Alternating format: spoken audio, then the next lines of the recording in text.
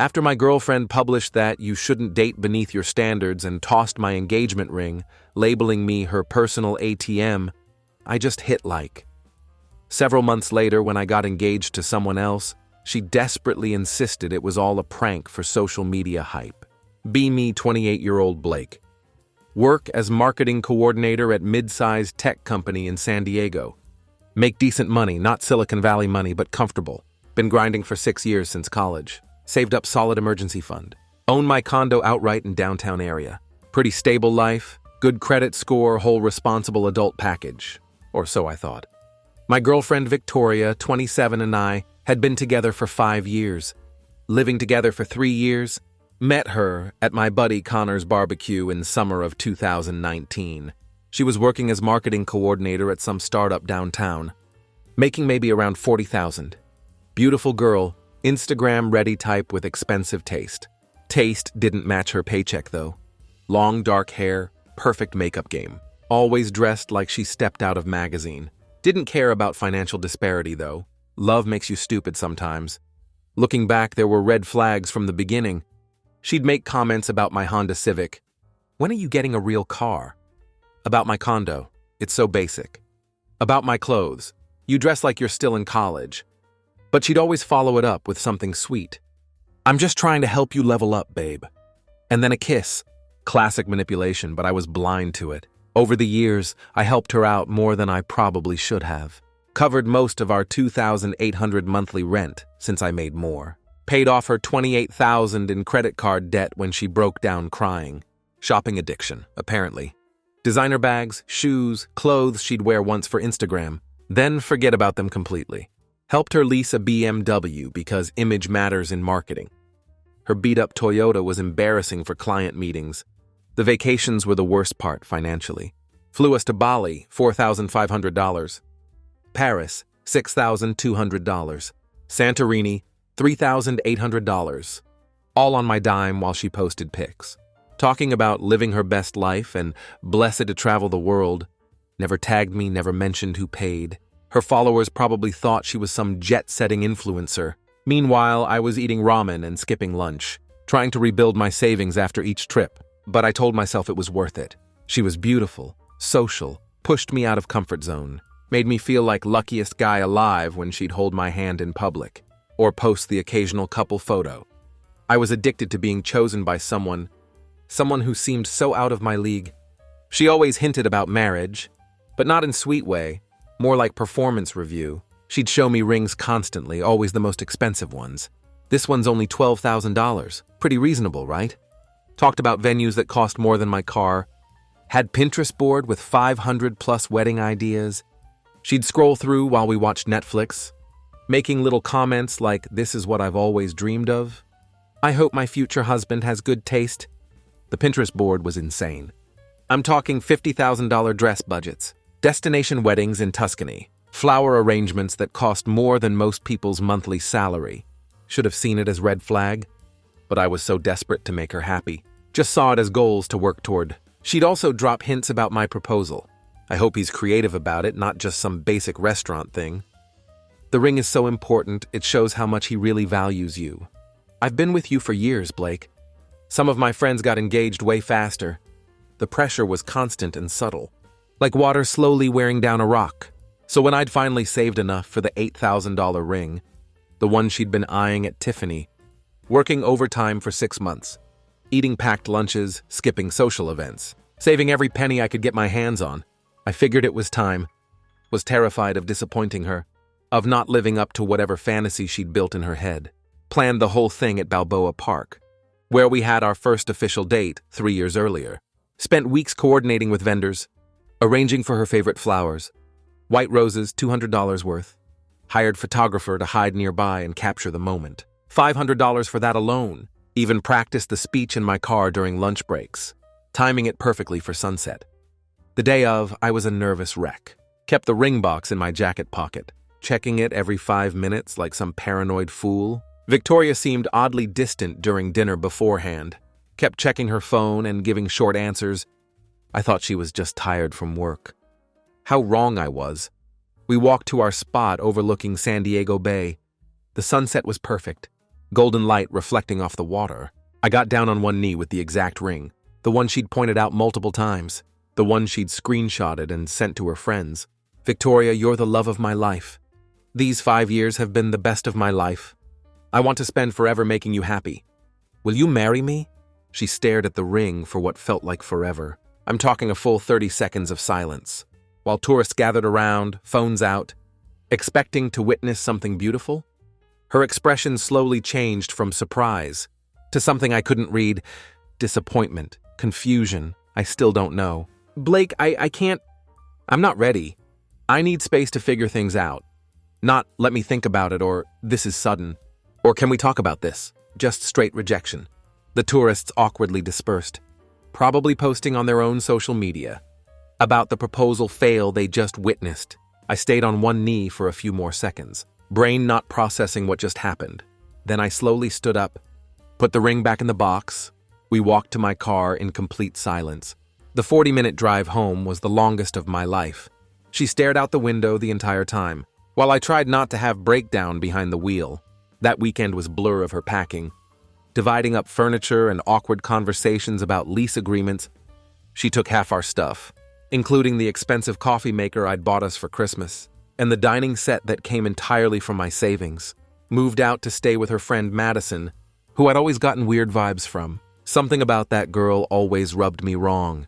The way she'd roll her eyes when I talked, make little comments about my clothes or car, whisper with Victoria in corners during parties, like they were plotting something. 3 days later, I'm scrolling through Instagram, wallowing in self-pity like pathetic loser. Victoria posts, "Know your worth, queens. Never settle for less than you deserve. The universe has bigger plans for you. Level up, boss life. Know your value." The post got 200 plus likes within hours. Comments full of her girlfriends hyping her up. "Yes, queen, you deserve everything. Don't settle, babe. The right man will worship you." Heart eye emojis, fire emojis, crown emojis. Whole parade of validation for publicly humiliating me. I'm sitting there in my empty apartment, eating cereal for dinner thinking, settle? I just offered this woman everything I had. My savings, my future, my whole heart. And I'm something to settle for? So I liked the post, then commented, "Thanks for the advice." She deleted my comment within 20 minutes, but not before several mutual friends saw it and started texting me. The message was clear. I was the problem she'd needed to escape from. After Victoria left, I went into full monk mode. Work, gym, side projects, deleted Instagram, Facebook, TikTok. Every app that might show me updates about her new best life. Started seeing my therapist twice a week. Because honestly, the rejection messed with my head. Worse than I wanted to admit. The therapist sessions were brutal but necessary. We talked about codependency, about how I'd been bending myself into pretzel, trying to make Victoria happy, always worried about whether I was doing enough, spending enough, being enough. I developed anxiety around money, not because I couldn't afford things, but because I was constantly calculating whether I could afford to make Victoria happy. Exhausting way to live. I started journaling, which sounds ridiculous, but actually helped more than I expected. Wrote down every time I'd ignored my own needs. To accommodate hers, the list was 3 pages long. Times I'd skipped hanging out with friends because she wanted to go to expensive restaurants I couldn't afford. Times I'd worked overtime to pay for her impulse purchases. Times I'd apologized for things that weren't my fault, just to avoid conflict. Started working on side project too. Freelance marketing consulting for small businesses. Figured if I was going to be single, might as well build something for myself. Instead of funding someone else's lifestyle, spent nights and weekends learning new software, building client relationships, actually enjoying the work instead of just seeing it as paycheck. To fund Victoria's dreams, the gym became my therapy too. Started going at 6 a.m. before work, pushing myself through workouts. That would have seemed impossible 6 months earlier. Lost 15 pounds, gained actual muscle definition. For the first time in my life, wasn't doing it to impress anyone, just wanted to feel strong again. After feeling so powerless in my relationship, about 4 months after the breakup, I'm at professional networking event downtown. Something I'd never attended while with Victoria, because she thought they were boring. Preferred I spend evenings with her. I'm actually enjoying myself talking shop with other marketers. When this girl approaches me, "Excuse me, are you Blake?" I think we have mutual connection at Microsoft. Lily, 25, UX designer. Cute in completely natural way. No Instagram makeup, no designer clothes. Just jeans and sweater that probably came from Target. But when she smiled, her whole face lit up. She actually laughed at my terrible marketing jokes. Instead of rolling her eyes, we ended up talking for 2 hours about work stuff. Then books, then random life observations. She paid for her own drinks, drove her own car, had opinions about things that didn't involve shopping or social media. When she mentioned she was reading the same business book I just finished, I nearly fell over. Victoria's idea of reading was scrolling through lifestyle blogs. We exchanged numbers and grabbed coffee the next week. Lily paid for her own coffee without making show of it. Didn't check her phone once during our conversation. Seemed genuinely interested in my consulting work. Revolutionary concept after years of trying to decode. Victoria's passive-aggressive hints about everything. "So, what do you like to do for fun?" she asked. Honestly, I'm still figuring that out. I just got out of a long relationship. Realized I don't know what I actually enjoy anymore. That's really honest. Most guys would just make something up. We took it extremely slow. No rush, no pressure, no games. She knew about my recent breakup. Wasn't trying to be rebound or compete with Ghost. We just clicked, talked about everything. Work challenges, family dynamics. Goals that didn't involve finding someone to fund our dreams. She had legitimate 5-year plan that included career advancement, home ownership, and travel that she'd pay for herself. Around month 6 of dating Lily, my consulting business started gaining real traction. Landed few small clients, then bigger one, who paid me $3,000 a month for ongoing marketing analysis. Nothing crazy, but extra $2,000 to $3,000 monthly that I could actually keep instead of immediately spending on someone else's lifestyle. Lily was genuinely excited for me. Helped me design better presentation templates. Celebrated the small wins without immediately suggesting ways to spend the money. The contrast was staggering. Victoria's reaction to my promotion had been, "Great, now we can finally get that vacation rental in Cabo." Lily's reaction to my business success was, "I'm so proud of you for building something yourself. Want to celebrate with takeout and Netflix?" Fast forward to 2 months ago. Lily and I are hiking our usual trail on Mission Trails, something Victoria would never have done because she didn't want to mess up her hair or shoes. We're at this overlook where you can see the whole city, and Lily stops walking. "I love you, Blake. Like, really love you. I want to build life with you, have adventures together, support each other's dreams. Will you marry me?" She proposed to me, said she knew what she wanted, didn't see the point in playing games or waiting around for me to read her mind. I said yes without hesitation, without calculating costs or worrying about whether I was enough. Just pure happiness.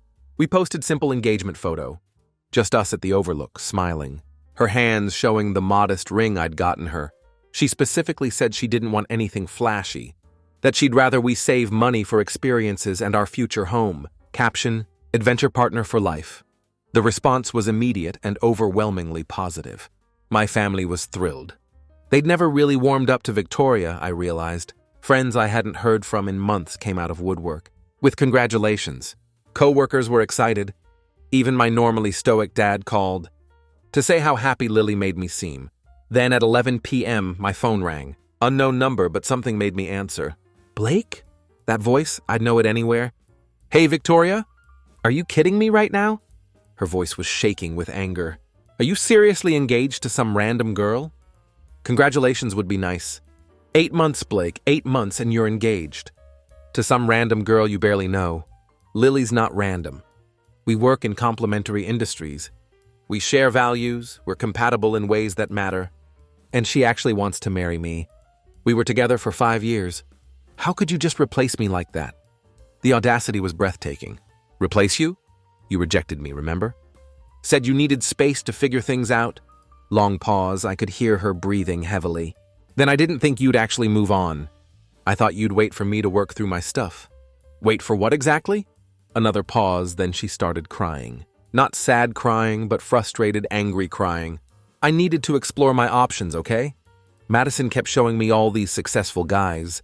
She was meeting through work and dating apps. Entrepreneurs making 6 figures. Finance guys with actual ambition. Real estate developers building empires. She said I was too young to settle. For my first serious relationship.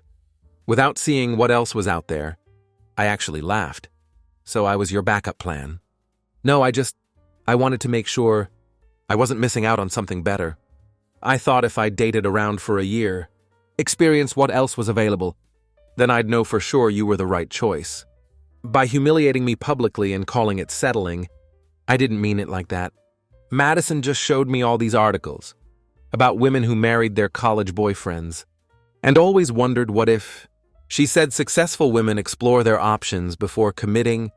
I didn't want to have regrets, so instead you wanted me to wait around like chump while you shopped for an upgrade. It wasn't like that. Most of the guys I met were total jerks anyway. Most of them? Silence then quietly. The dating scene is horrible, Blake. These guys just want hookups. Or they're complete losers pretending to be successful. Half of them still live with roommates or their parents. The successful ones are arrogant jerks who treat women like accessories. I realized what we had was special. Had past tense. We can fix this. You're just hurt and trying to make me jealous. With this rebound girl, I get it, I hurt your ego. But we can work through this if you're mature about it. Lily's not rebound, she's an upgrade. In every possible way. That's when Victoria really lost it. An upgrade? She's a freaking nobody. I stalked her LinkedIn. She's just some basic UX designer making probably $70,000. I saw her Instagram. She shops at Target and takes hiking selfies. I'm the one who pushed you to be better, who motivated you to succeed. You mean the one who drained my savings account and made me feel like nothing I did was ever enough? I supported your career. I encouraged you to work harder. You supported my paycheck. There's difference. Rebecca supports my dreams. This is insane, Blake. You don't know her like you know me. You're making huge mistake. Marrying some random girl after 8 months. The mistake was thinking someone who saw me as backup plan actually loved me. I did love you. I do love you. When you realize what you've thrown away and come crawling back, I won't be waiting. Good, because I'll be too busy being happy. With someone who chose me first, I hung up and immediately felt lighter. Like weight I'd been carrying for months just evaporated, but they weren't done. The next day, Lily shows me messages. Madison had sent her on Instagram. Hey girl, just wanted to give you heads up about Blake. I'm friends with his ex, Victoria. And honestly, he's totally using you to make her jealous. He was obsessed with her. Wouldn't leave her alone after she said she needed time to think about marriage. He's been stalking her social media. And now he's love-bombing you for revenge. You seem really sweet. Just thought you should know what you're getting into before you get in too deep. Lily showed me and we both laughed. She responded, "Thanks for the concern, though. I'm curious why you're so invested. In my relationship with someone you barely know, how's Victoria's dating life going? Found any of those upgrades yet?" Madison blocked her immediately. But Victoria and Madison weren't done with their campaign. Suddenly, friends who hadn't texted me in months were checking in with weirdly specific concerns. My buddy from college, "Dude, heard about the engagement. Pretty fast, don't you think? You sure you're not just trying to prove something?" My cousin reached out to Mom. Victoria's worried Blake's making impulsive decisions to hurt her. Maybe slow things down. My coworker, "Heard you're engaged. That's awesome, man." Victoria seems really upset about it, though. Maybe give her some closure. Even my barber, my freaking barber, asked if I was sure I wasn't rushing into things. The audacity was breathtaking. These people didn't check on me when Victoria destroyed my self-worth, left me eating cereal for dinner in an empty apartment. But now they were concerned about my happiness. I started asking follow-up questions. Did Victoria reach out to you directly? The answer was always yes.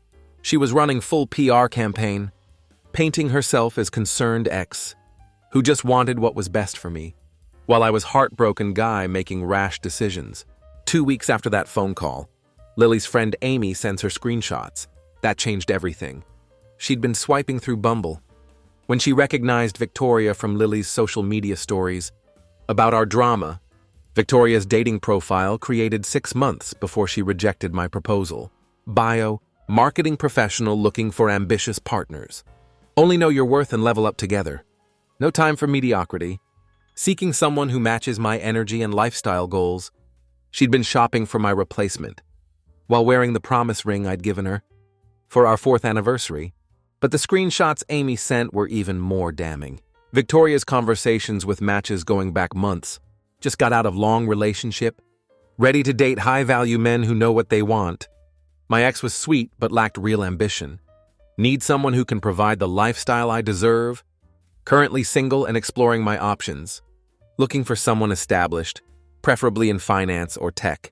One conversation from 3 weeks before my proposal showed her telling some guy, "My boyfriend might propose soon, but I'm waiting to see what kind of ring he gets me. That'll tell me everything I need to know about his priorities." She was going to judge our 5-year relationship based on how much I spent on a ring. But here's the kicker. Her profile was still active, updated 3 days earlier with new photos, and evolved bio, Phoenix Rising. Fire Queen energy only. Crown emoji, unsettling, ready for my king. The photos were recent. I recognized the dress from Instagram post she'd made the week before. That night, Victoria texted from new number. "Blake, I've been doing a lot of thinking. I'm willing to forgive you for this rebound thing. If we can start over, I understand you needed to feel wanted after I hurt you. We can work through this if you're mature about it." What we had was real. She was willing to forgive me. I screenshot that text and every dating app conversation Amy had sent. Then I reactivated my Instagram account for first time in 8 months and made post. When someone shows you who they are, believe them. Grateful for the lessons and even more grateful for someone who chose me first. Say, if you're going to keep shopping while in relationship, maybe don't leave receipts on dating apps. Lily, thanks for actually wanting to marry me. Know your worth, choose wisely. Attached screenshots of Victoria's dating profile and select conversations with other guys. Names and photos blurred out. My phone exploded. Friends who'd been getting Victoria's version of events finally saw the truth. Comments came fast and furious. "Holy crap, dude, she was cheating the whole time." "Wait, she was actively dating while you were together?" "Bro, I'm so sorry, we had no idea. She was manipulating the story." "Lily seems amazing, congrats, man." Victoria really thought she could do better, her loss. The audacity of her texting you about forgiveness.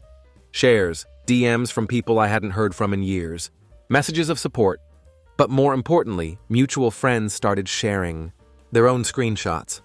Apparently, Victoria had been telling everyone different versions of our breakup, each designed to make her look like victim.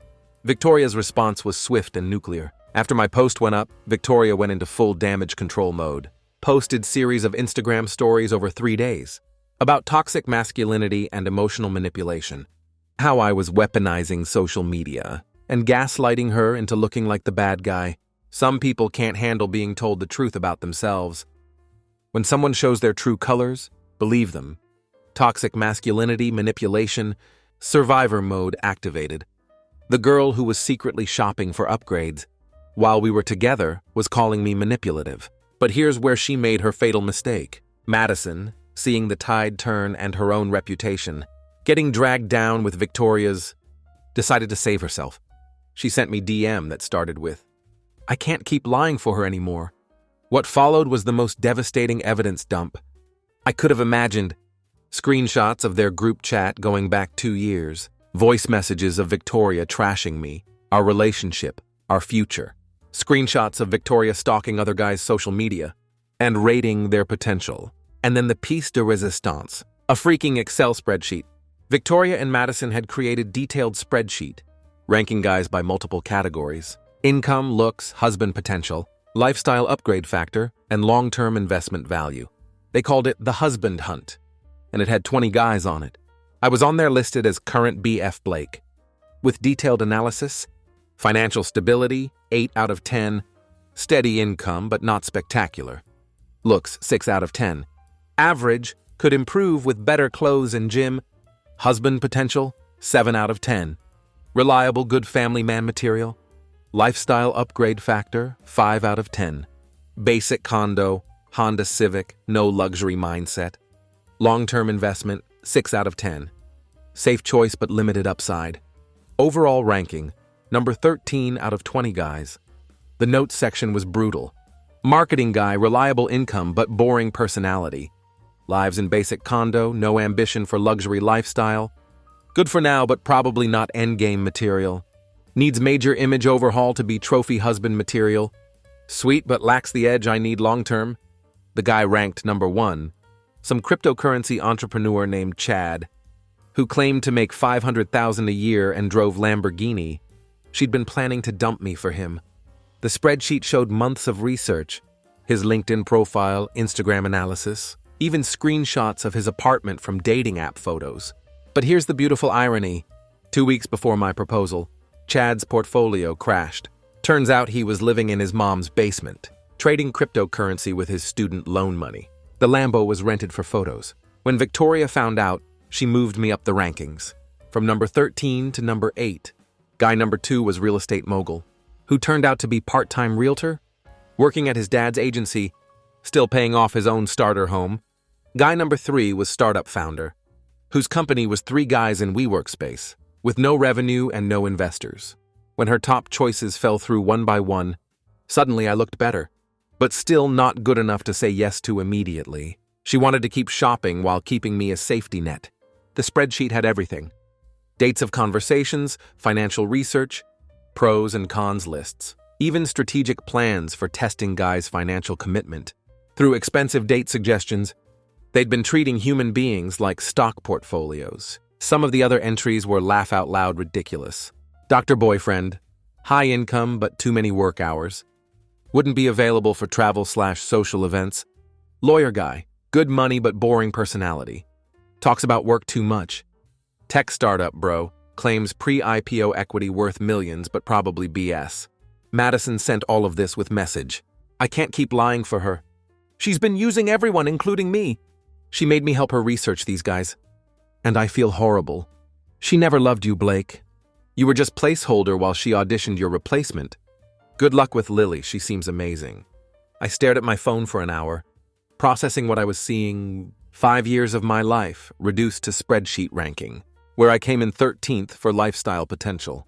Every time I'd felt insecure about not being enough, every time she'd made comments about my potential, she'd been literally grading me against other options. I forwarded everything to my group chat with college friends, then to my family. Then I made the decision that would end Victoria's world. As she knew it, I posted the relevant screenshots, with other guys' names and photos blurred out, on social media with caption, "Ladies and gentlemen, I present the husband hunt." Apparently I ranked number 13 in lifestyle potential, and was noted as good for now but not endgame material. The spreadsheet my ex and her friend created, while she was wearing my promise ring and planning our future. But hey, at least I made the top 15. Spreadsheet girl dodged bullet. Know your worth. The internet went absolutely nuclear. Within hours, my post had hundreds of shares, comments, DMs from strangers, people tagging their friends. Someone made it into TikTok that got 2.3 million views, with caption, "When you find out your ex," had literal spreadsheet rating you. Victoria's Instagram got flooded with comments, calling her every name in the book. Imagine being this calculating about love. This is psychopath behavior. Poor Blake, he deserves so much better. The audacity to rank human beings like objects. Victoria really thought she was the prize. She started losing followers by the hundreds. Friends distanced themselves. Turns out some of them were also ranked on secondary spreadsheets for backup options. And networking value? Her job found out when someone sent screenshots to her company's HR department. They called her in for meeting about social media conduct, unbecoming of company values. But the real karma was just beginning. Fast forward 6 months. I'm engaged to Lily. My consulting business is pulling in $8,000 a month. Just got promoted to senior marketing coordinator. With $25,000 raise, Lily and I bought house together. Real house with yard and space for future we're building. Life is genuinely good for first time in years. Then I get call from unknown number. "Blake, it's Victoria. Please don't hang up." Her voice sounded completely different. Smaller, desperate. Gone was the confident, demanding tone I remembered. "What do you want, Victoria?" "I need your help. I know I don't deserve it after everything, but I'm in real trouble and you're the only person I can think of who might." She started crying, real crying, not the manipulative stuff I remembered. "I lost my job. I can't find another one. I had to move back in with my parents. Blake, I've lost everything and I don't know what to do." Turns out karma is real and she's absolutely ruthless. After our drama went viral, Victoria's life imploded in spectacular fashion. Her company fired her 2 weeks after HR meeting. officially for violating social media policies. But everyone knew it was because spreadsheet made them look terrible. Clients started asking questions about psycho marketing girl they'd seen online. She couldn't find another marketing job because every HR department in San Diego had seen viral posts. One recruiter told her friend that Victoria's name was radioactive in professional circles. Who wants to hire someone known for treating relationships like business transactions? Her landlord didn't renew her lease. After other tenants complained about parade of random guys from dating apps coming and going at all hours. Apparently, she'd ramped up her husband hunting after losing her job, thinking she could find someone to support her. But here's the beautiful irony. Madison, seeing Victoria's life fall apart, decided to completely throw her under the bus. To save her own reputation, she published long Instagram posts about toxic friendships and manipulation, revealing that spreadsheet was entirely Victoria's idea, and that she'd been pressured to help against better judgment. Madison included screenshots of Victoria calling their mutual friends basic bitches and settling for scraps behind their backs. She exposed Victoria's plans to upgrade from me, her calculations about my lifetime earning potential, and her strategies for keeping me as backup. While shopping around, I stayed silent too long about my former friend's behavior. She's not the victim she's portraying herself as. She calculated and manipulated her way through relationships, treating people like investments. I apologized to everyone she hurt, especially Blake, who deserved so much better. Victoria lost her entire social circle overnight. The girls who used to hype her up in comments now wanted nothing to do with her. She was completely isolated. Watching her former life crumble from childhood bedroom in her parents' house. I've been applying for jobs for 4 months. She continued, crying harder now. But every time they Google my name, they find the posts. I'm blacklisted from marketing. I tried retail, food service, anything, but someone always recognizes me as spreadsheet girl, and I get let go. That's rough, I said, genuinely not feeling an ounce of sympathy. Blake, I know you work in marketing. You have connections, professional credibility. Could you maybe put in good word for me somewhere? Or help me figure out how to get posts taken down? I'm desperate. The audacity was absolutely breathtaking. The woman who ranked me number 13 in lifestyle potential, who humiliated me publicly, who was shopping for my replacement, while planning our future together, was asking me to save her career. Why would I do that? Because you're a good person. Because we had 5 years together that meant something. Because I'm begging you and I've never begged anyone for anything in my life. You had 5 years to treat me like I mattered. Instead, you treated me like option number 13. On your little spreadsheet? I made terrible mistake. I was young and stupid. And Madison filled my head with garbage about leveling up and finding better. I see now that you were the best thing that ever happened to me. You were stable, kind, reliable. Everything I actually needed. No, Victoria, I was the most convenient thing. That happened to you, there's difference. Please, Blake, I'll do anything. I'm broke, I'm living with my parents. Like I'm 16 again. Nobody will hire me, I'm sorry, okay? I'm really, really sorry for everything. You're not sorry for what you did. You're sorry you got caught doing it. You're sorry it backfired. If that crypto bro hadn't been fraud, you'd have dumped me for him without second thought. And never looked back. That's not true. I saw the messages, Victoria. I saw the spreadsheet. You called me mediocre. You said I was good for now, but not endgame material. You made detailed analysis, rating me against other men. Like I was Carr, you were thinking of trading in... Long silence, then quietly. I was wrong. I was so incredibly wrong. You were amazing and I threw it all away. Chasing some fantasy that didn't exist? Please, I need your help for old time's sake. You know what? You're right about one thing. I am a good person, which is why I'm going to give you some free advice. Learn to code. Tech companies are always hiring developers. Start with Python, build some projects. Apply for junior developer roles. You're smart enough to figure it out. If you actually apply yourself, Blake, please, I can't start over at entry level. Making $40,000, I need something that pays enough. To get my life back on track, you need to accept that actions have consequences. You burned everything down chasing something better than what you had. Now you get to live in the ashes you created. What about Madison? She's the one who manipulated me into all this. Madison didn't make you create that spreadsheet. Madison didn't make you shop for my replacement. While wearing the ring I gave you, Madison didn't make you humiliate me publicly. Or treat our relationship like business transaction. You're 27 years old, Victoria. Take some responsibility for your choices.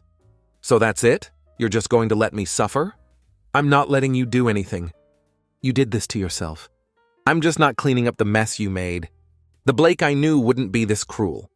The Blake you knew was pushover. Who let you walk all over him? While draining his savings and self-worth. I learned something from our relationship too. I learned what I'm actually worth. And it's not being someone's backup plan. While they auditioned my replacement, I hung up and immediately called Lily, who was at her own apartment packing for our weekend trip to Vancouver. How'd it go?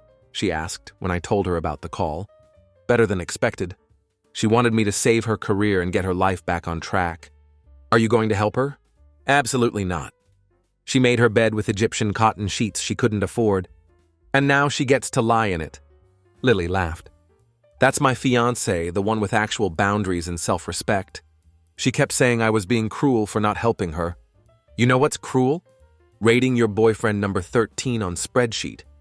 While he's working overtime to save for your dream ring, you're not responsible for fixing what she broke. 2 weeks later, I heard through my college buddy that Victoria had moved back to her hometown in Ohio. Apparently, her parents were tired of supporting her and gave her ultimatum. Get any job available or find somewhere else to live.